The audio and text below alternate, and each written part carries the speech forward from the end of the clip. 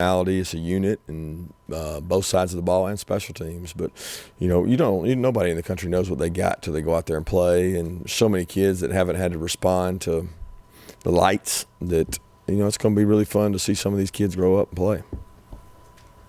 What's been your impression of transitioning from camp mode to Vanderbilt prep, and how pleased have you been with how you guys have taken on kind of that game prep? They've been good. They've really been locked in. I mean, I think, it's like everything. If you start on it too early, they get burnt out with it. And if you start on it too late, you wish you had gone earlier and gotten more prep. So, we're kind of, although it's a Tuesday, we're kind of like at a Wednesday, Thursday stage. And we still got 2 more practices to try to go back and change some things, tweak some things, and try to figure out what's going to work best. Coach, obviously your focus is on Vanderbilt, everything you do to win that game. How curious are you on the other side of things? You have 2 other quarterbacks that you've sat in their living room and recruited them and asked them to come to Georgia compete, and they're going to start elsewhere. Are you curious just to see how those guys do somewhere else? Because, obviously you've got your guys. Yeah, I'm really focused on us. I mean, I don't think any coach in the country would tell you any different. There's just so much that we got to prepare for, so many unknowns in our game. I mean, how's this kid going to play? How's that kid going to play? What's he going to adjust to? What are we going to have to do in special teams? Just so many unknowns that's consuming my thoughts. Will James Coley be in the box or on the field? James will probably be on the field, is what we've done in the scrimmages, what he and I have talked about doing, and we're open to looking at it different ways, but right now it's probably what we're going to do. What's Georgia's offense going to look like under Coley? Some of your players have been asked all preseason about what might change. Can you share anything? I don't know. I mean, we did a lot of things with Jim here that we didn't necessarily always do. You have more offense than you don't always show, and you try to use what you need, and what you don't need, you don't use. So there's things that we had in games that we didn't use in the past, and sure it'll be that way now. We want to be explosive. We want to be able to score points. I think in college football nowadays, you got to be able to score points. And you look at the best teams in the country, they can do that. So we've got to be able to score points. And whatever it takes to do that, whether it's wearing people down or throwing the ball, we got to be flexible enough to do it. Have you decided on the punter yet? I really hadn't decided on any of that stuff yet. We'll see closer to the game. But Jake's done a good job, and a lot of those kids have punted well.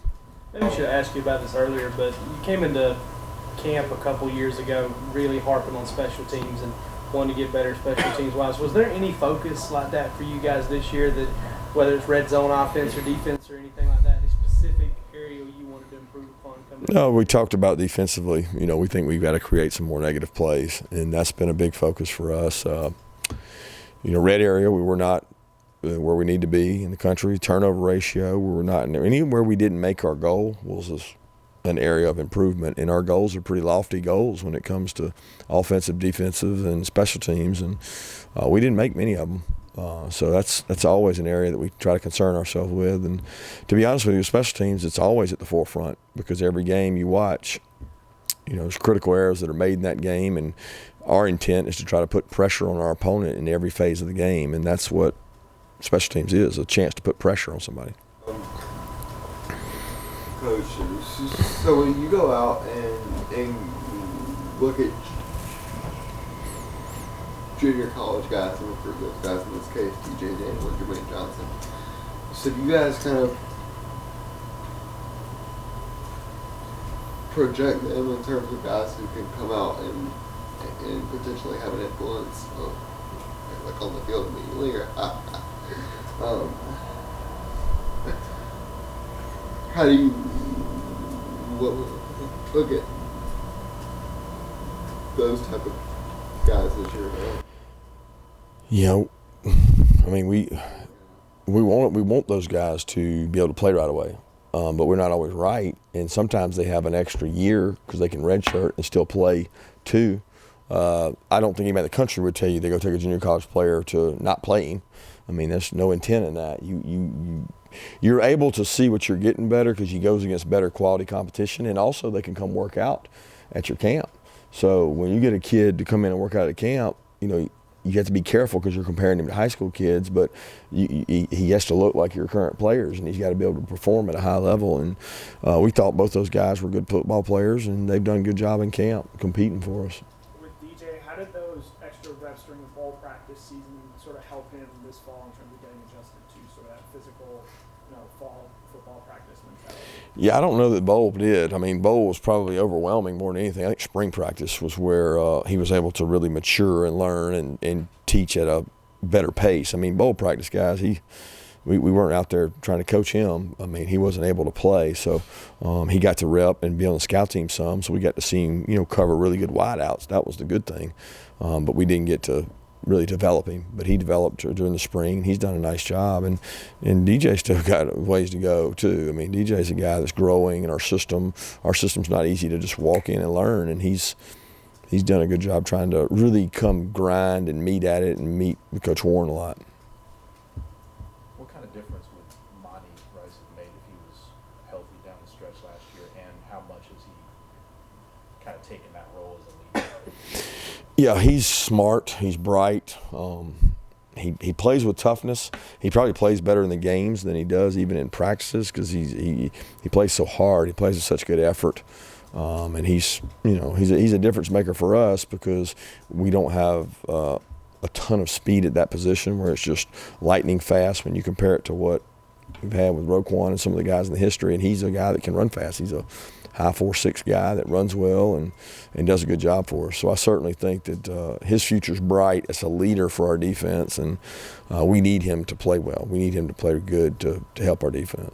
What point do you get Kirby away from all the details, if you will, that's probably wrong with it, but start looking up above everything, saying, hey, do we have everything in place for this team? Yeah, that was probably even 3 or 4 days ago when we started on Vanderbilt, just making sure that we feel good about our ability to manage the clock, our ability to get the signals in, our ability to do the kicking game and do it in an efficient manner, our depth charts and kicking game.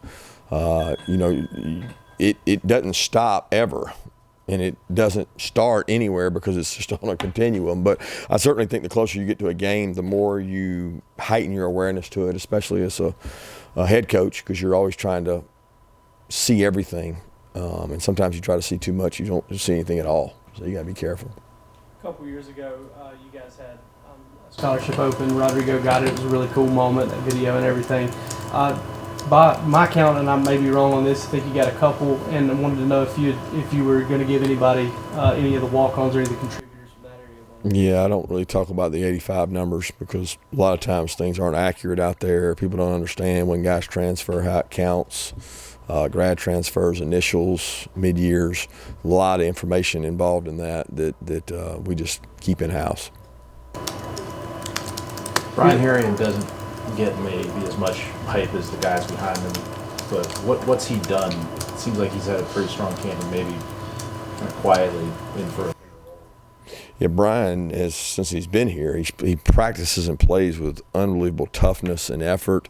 Every cut-up we watch on special teams when we're doing drills, he's at the front of the line, he's competing, and he doesn't play on a lot of special teams, but he develops. He's that's part of his trade, is that he can go do those things. And then as a running back, he's picked up pressures this year better than he ever has. He's run really hard, tough yards, caught the ball well out of the backfield. But he's kind of always done that. He's just never been in the limelight. And I think this is a great opportunity for him, for a guy that's had a really good camp and run the ball tough. He's been kind of just waiting on his opportunity, and his opportunity is now. Is he the kind of guy who kind of plays with a little bit of a chip on his shoulder as well? Well, he's tough. He's physical. I don't know that he feels like he's got a chip on his shoulder. I know he plays the game in a violent way when it comes to contact. He doesn't shy away from contact, and he seeks people out.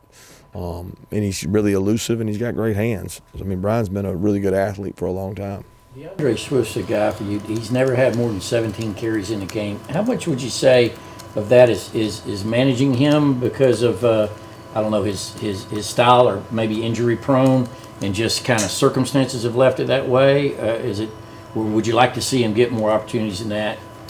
Well, I can't speak to high school, so I don't know that, but I can speak to the time here. He's been in the backfield with some good players. We obviously know his freshman year. And we know last year with the guys that we had in the backfield with him, really 2-3 guys that there may not be an opportunity for one guy to get 25, 30 carries. It's just the game is not built like it used to be for guys to carry that. The people hitting these guys are bigger, faster, stronger. There's a lot more licks. It may not happen that way. But I know that should it be that way, that he has to carry the ball 25 times a game to win, I have no doubt that DeAndre Swift could do that.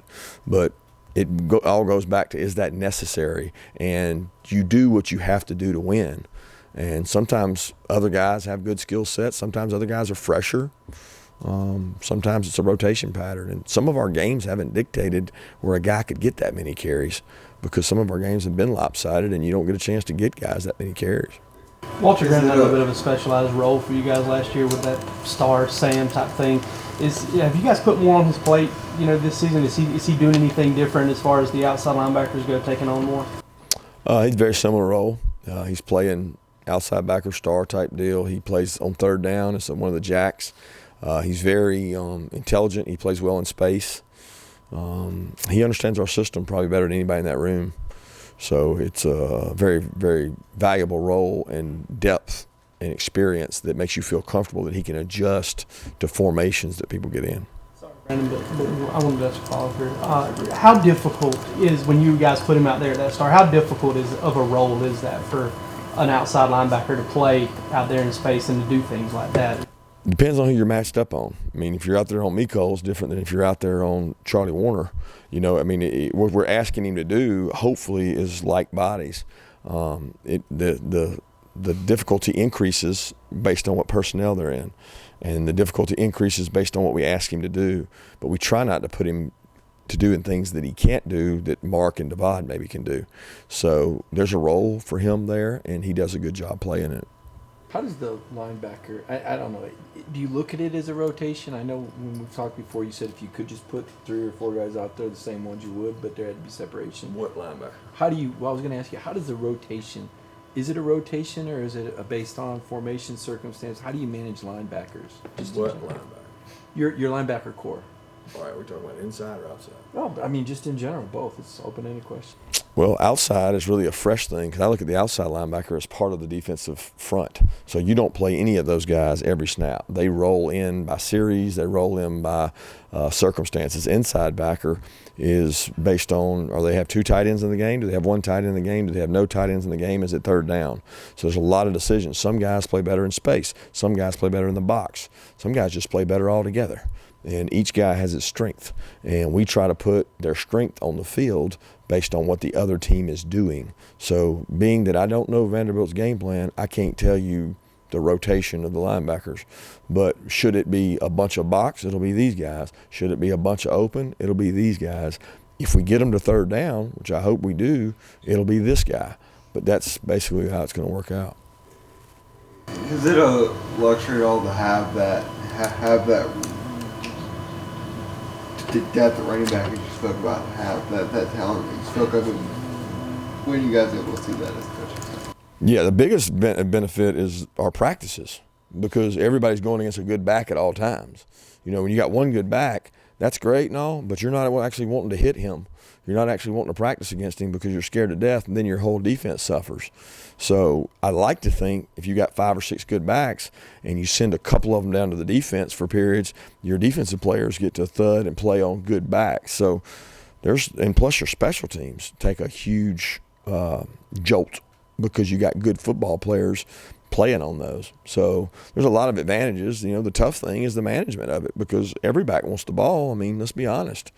You guys want every guy to get 1,000 yards and 1,000 carries. I ain't got enough balls to go around and do that. So I'm trying to keep them happy, because y'all keep talking about how many of them are going to have 1,000 yards. Is there a time before the game comes for the first game of the season where you want to just get away with the family one last time, so to speak? No, I mean, do I want to? I didn't ask, you saying do I want to, or will I?